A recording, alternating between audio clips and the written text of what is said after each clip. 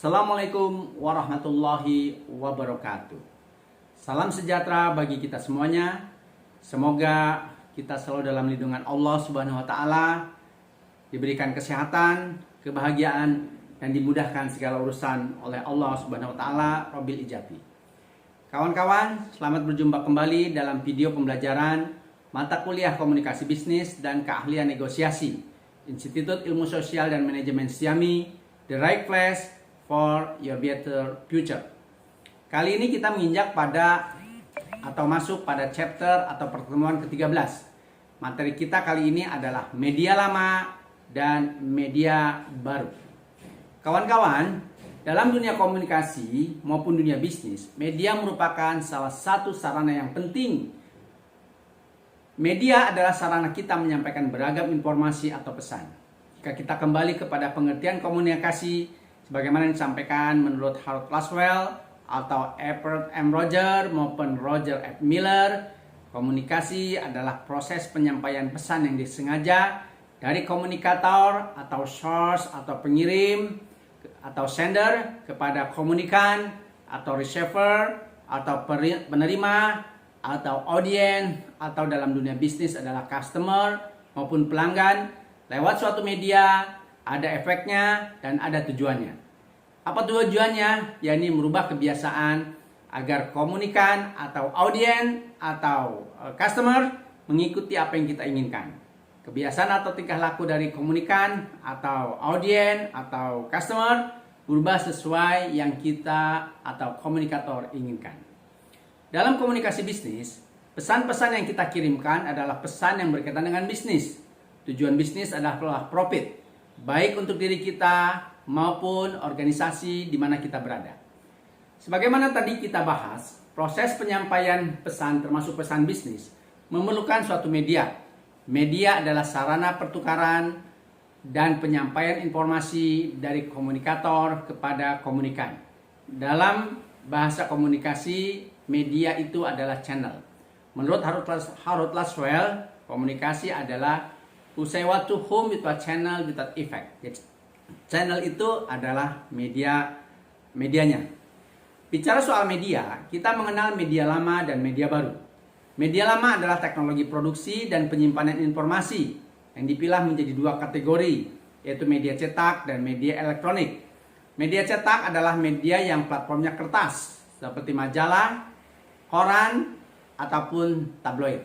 Sedangkan media elektronik adalah media yang sarana penyimpanan dan penyampaian informasinya bisa menggunakan CD, DVD, flash disk, ataupun gelombang radio seperti radio maupun televisi dan sebagainya.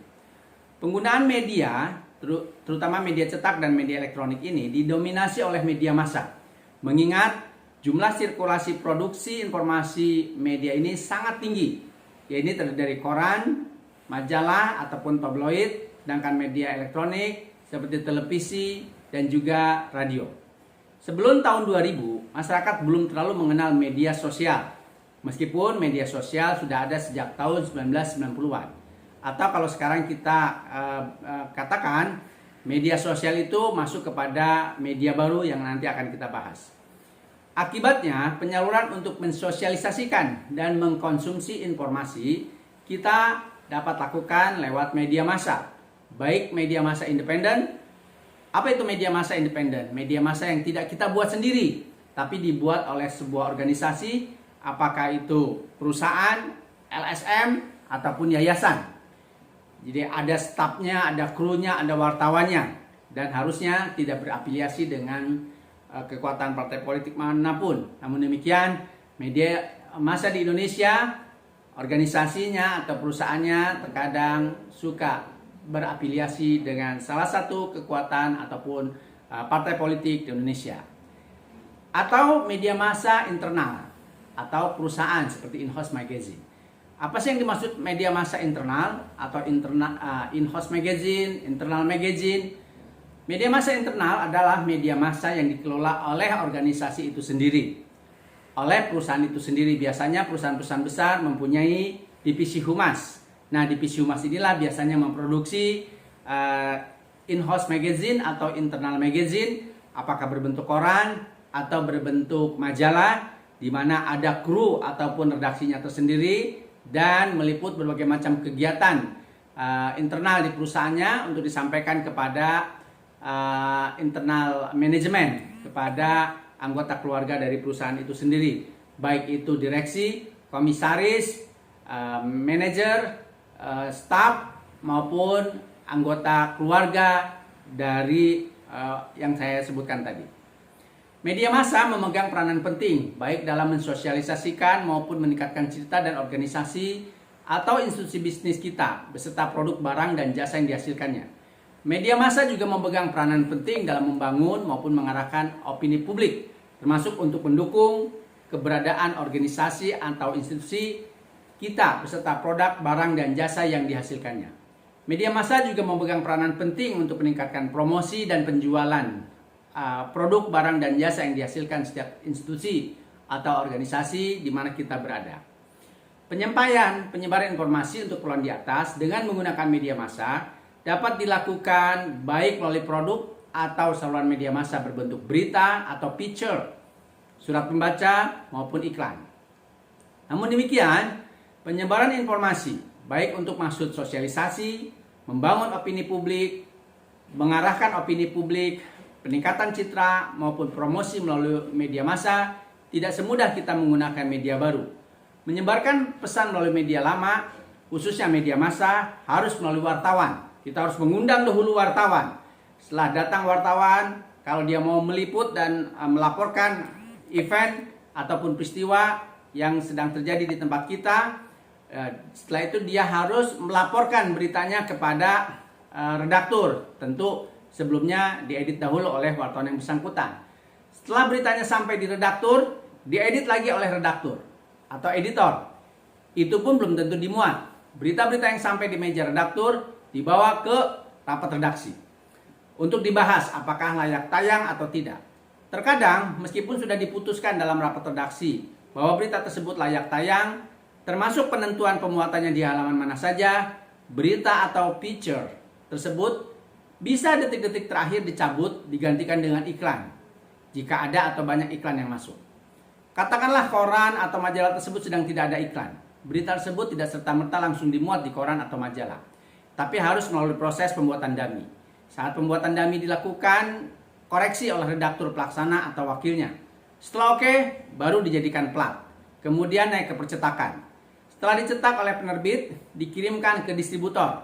Dari distributor dikirim pagi-pagi jika koran pagi ke para agen di berbagai kota dan pelosok kota atau pelosok daerah. Setelah itu oleh para agen maupun pengecer dikirim ke para pelanggan di kantor maupun di rumah-rumah atau apartemen.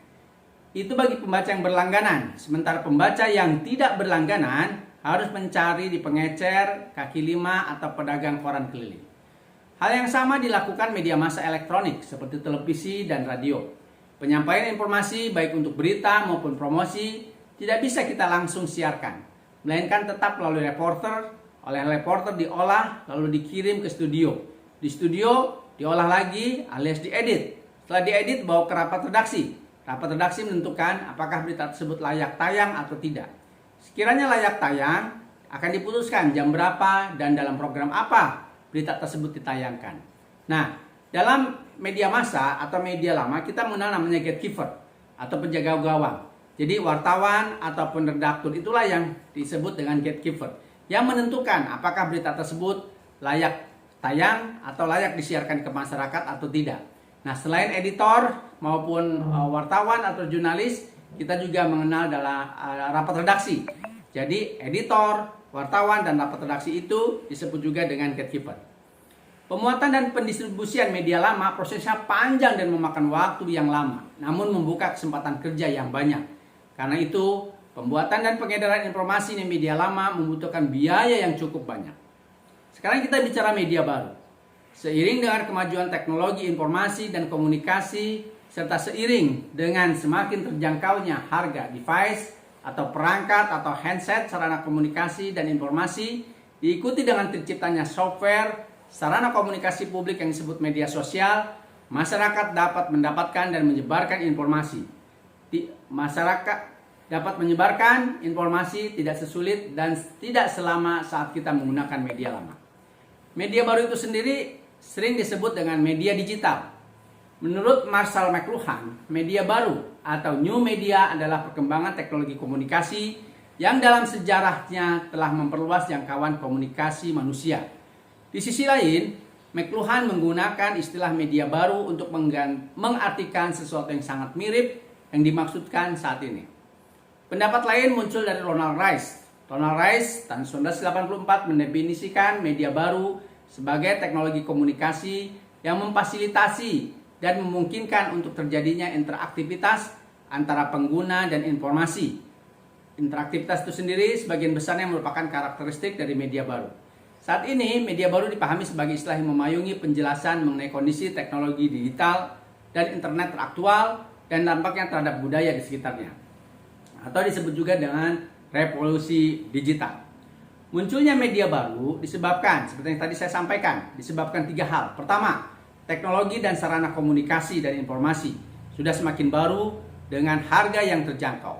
Kedua, adanya software yang dibuat secara gratis untuk memudahkan masyarakat berkomunikasi dengan sesama teman lama maupun teman baru, sekaligus mendapatkan informasi-informasi baru yang disebut dengan media sosial.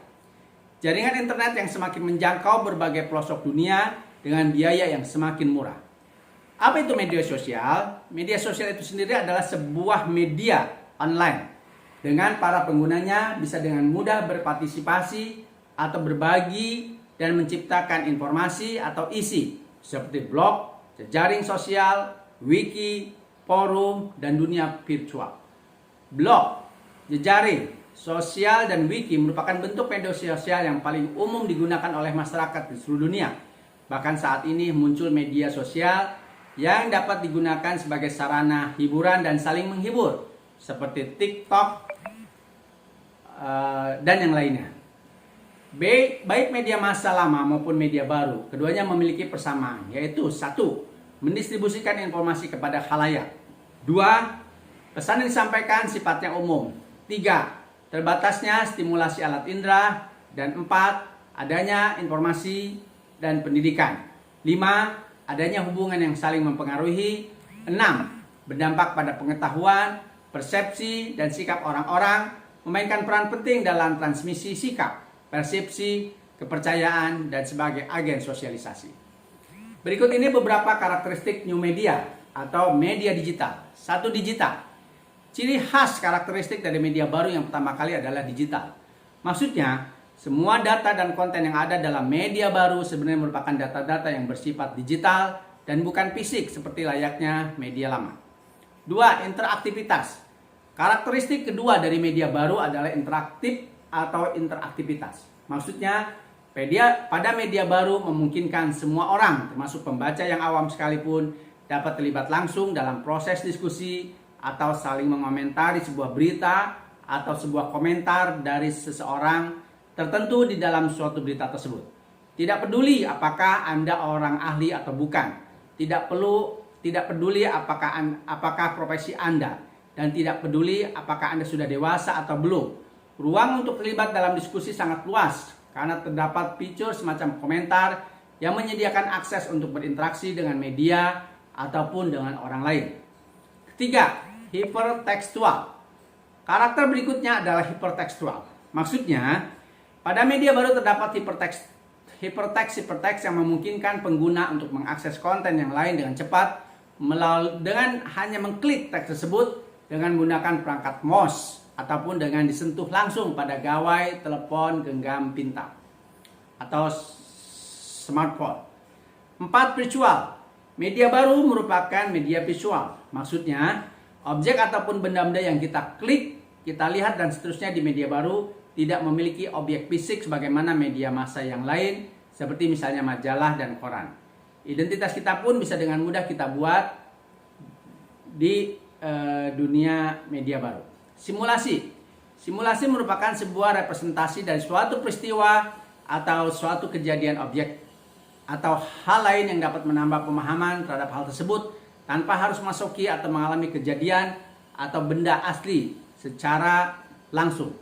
Dengan adanya virtualisasi dan teknologi digital, media baru dapat menghadirkan sebuah simulasi terhadap suatu objek atau suatu peristiwa tertentu. infografis, video, reka ulang. 6. Terhubung. Ciri khas berikutnya adalah terhubung, yang berarti baik konten maupun pengguna di media baru dapat saling terhubung dengan media lain yang ada di internet. Misalnya, akun email yang terkoneksi dengan fitur media lain, atau akun sosial media yang dapat digunakan untuk berlangganan di salah satu media massa online, dan lain sebagainya. Dengan demikian, pengguna dapat menggunakan satu akun email untuk terhubung ke berbagai jenis media dan melakukan aktivitas komentar, membaca, berlangganan, dan sebagainya. 7. Individualitas. Karakteristik berikutnya dari media baru adalah adanya individualitas, yang berarti hampir semua orang bertindak atas kemauannya sendiri. Tidak ada yang memaksa kita untuk berlangganan koran misalnya. Dan tidak ada pula yang memaksa kita untuk tidak berkomentar. Selain itu, individualitas juga menunjukkan adanya kecenderungan pengguna media baru untuk menunjukkan pada dunia luas mengenai dirinya, tentang jati dirinya, tentang diri mereka, tentang prestasi mereka, dan seolah-olah mereka adalah seorang selebriti. 8. Kebebasan berekspresi. Kebebasan berekspresi dimiliki oleh semua orang yang terlibat dalam media baru, akan tetapi ada batasnya. Misalnya dalam kolom komentar, kita boleh setuju ataupun tidak setuju pada isi berita dan menyampaikannya. Akan tetapi apabila isi komentar sudah mengarah pada topik-topik yang dapat memecah belah, menyerang karakter orang, dan lain sebagainya, dapat menyebabkan pengguna tersebut dikenai sanksi hukum. Apalagi pemerintah dan DPR Republik Indonesia sudah mengesahkan Undang-Undang Informasi dan Transaksi Elektronik yang dapat menjerat siapa saja yang dianggap pelanggar hukum dan merugikan orang lain dalam penggunaan media baru tersebut. Oleh karena itu, etika komunikasi di internet tetap perlu diperhatikan. 9. Kecepatan. Karakteristik new media berikutnya adalah kecepatan. Kecepatan yang dimaksud di sini meliputi kecepatan akses dan kecepatan update berita yang dapat terjadi setiap detik. Sangat cepat apabila dibandingkan dengan media lama yang cenderung update-nya paling cepat setiap 1 hari. Kemudian yang 10, diversifikasi konten. Media baru juga menghasilkan sebuah variasi konten yang sangat luas. Tidak hanya berita berupa teks, akan tetapi berita berupa video reportase, gambar, infografis, live broadcast, dan lain sebagainya. Dapat diakses secara langsung tanpa perlu berpindah-pindah dari situs. Misalnya, oleh karena itu setiap orang dapat menggunakan media baru untuk melakukan banyak hal. 11. Akses luas. Media baru yang memiliki media akses melalui internet memungkinkan media itu untuk terhubung dan diakses oleh semua orang dari semua wilayah dan semua orang dari kelompok umur. Oleh karena itu, penetrasi informasi media baru sangat luas, walaupun terkesan menguntungkan. Akan tetapi, hal ini juga perlu diwaspadai, karena informasi tertentu bisa diakses oleh orang yang tidak pantas mengakses informasi tersebut. Ke-12, gratis. Media baru pada umumnya tidak berbayar, kecuali media-media tertentu yang mengharuskan pembacanya itu berlangganan atau berbayar. Dengan media baru, semua orang dapat mendapatkan akses berita secara gratis, tidak perlu membayar untuk mengakses berita-berita pada hari tertentu. 13. Multilingual. Media baru juga menawarkan fitur alih bahasa yang sangat cepat berkat kemudahan dan kemajuan bahasa pemrograman yang ada di teknologi web. Oleh karena itu, setiap media baru yang sebenarnya berbahasa Inggris pun dapat dengan mudah diterjemahkan menjadi bahasa Indonesia selama fitur mereka diaktifkan. Tujuan dari media baru adalah untuk mengkonstruksi realitas yang direkayasa oleh sebuah media demi mendapatkan keuntungan secara finansial dari orang-orang yang menggunakan segala komoditi yang ditawarkan oleh media tersebut. Selain itu, ada beberapa manfaat yang didapat dari pengguna media baru. 1. Media baru dapat diibaratkan sebagai sumber informasi sehingga manfaat ini dapat dirasakan oleh pelajar maupun mahasiswa. Dengan adanya media baru akan mempermudah mereka, kita semuanya, dalam mengakses informasi yang akan kita cari. Selain itu, penggunaan media baru mempermudah mereka dalam mendapatkan e-book atau jurnal online. Media baru sangat membantu seseorang dalam menyelesaikan pekerjaan secara cepat. Adanya media surat elektronik maka akan mempermudah seseorang dalam bertukar informasi tanpa harus bertatap muka terlebih dahulu. Kemudian kemunculan media baru juga dibarengi dengan kemunculan jejaring sosial yang dapat menghubungkan satu individu dengan individu lainnya, walaupun mereka tidak berada dalam satu lokasi yang sama. Contohnya Facebook, Twitter, Instagram, YouTube. Media baru dapat digunakan sebagai tempat untuk berbisnis daring. Selanjutnya, media baru digunakan untuk mencari pekerjaan. Hal ini akan mempermudah para pencari kerja untuk mendapatkan pekerjaan tanpa harus mendatangi suatu perusahaan.